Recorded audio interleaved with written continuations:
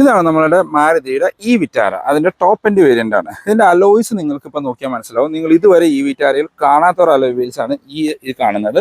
ശരിക്കും ഇതാണ് ഈ വാഹനത്തിന്റെ കറക്റ്റ് ആയിട്ടുള്ള അലോയ് വീൽസ് വരുന്നത്.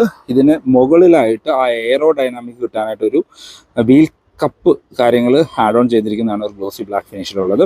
അപ്പോൾ ഇത് 18 ഇഞ്ച് വീൽസ് ആണ്. ടോപ്പ് എൻഡിൽ വരുന്ന അലോയ്സിന്റെ ലുക്ക് ഇങ്ങനെയാണ്.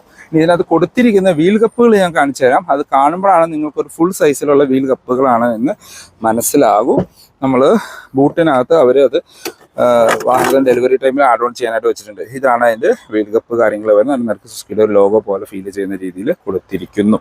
അപ്പോൾ ശരിക്കും അലോയ്സിൻ്റെ കൂടെ ആ എയറോ ഡൈനാമിക് കിട്ടാനായിട്ട് ഒരു വീൽ കപ്പ് കാര്യങ്ങൾ ഇതിനകത്ത് കൊടുത്തിരിക്കുകയാണ് ചെയ്തിരിക്കുന്നത്.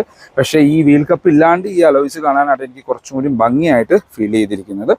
ഈ വാഹനത്തിൻ്റെ detailed review video with range കാര്യങ്ങൾ ചാനലിൽ അപ്ലോഡ് ചെയ്തിട്ടുണ്ട്. ഫോർ മോർ ഇൻഫോ ഞാൻ ഡിസ്ക്രിപ്ഷനിൽ നമ്പർ കൊടുക്കാം.